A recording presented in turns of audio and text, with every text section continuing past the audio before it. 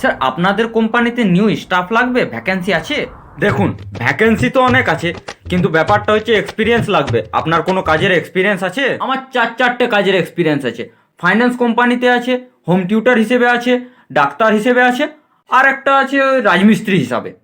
আপনি তো অনেক কাজ করেছেন, তা কাজগুলো ছাড়লেন কেন? কি বলি স্যার, সবই আমার পোড়া কপাল, এই কপালের দোষ স্যার। যখন ফাইন্যান্স কোম্পানিতে কাজ করতাম, একজনকে লোন দিলাম, লোকটা মরে গেল।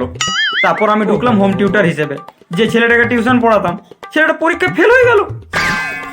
তারপর তো শুনুন, তারপর যখন চিকিৎসা করতাম না ডাক্তার হিসাবে, তখন যে লোকটা চিকিৎসা করলাম, লোকটাই মরে গেল। আর তারপরেরটা শুনুন, রাজমিস্ত্রি, শেষে বলি এবার রাজমিস্ত্রি করবো স্যার, অনেক টাকা রোজগার করবো। তারপর সে যে একটা বাড়ি বানালাম, একটা বাড়িটা করতে না করতে বাড়িটা ধসে পড়ে গেল। আপনার তো দেখছি শুধু কাজ পণ্ড করার এক্সপিরিয়েন্স আছে, আপনার জন্য আমার কোনো পদ ফাঁকা নেই, কোনো ভ্যাকেন্সি নেই।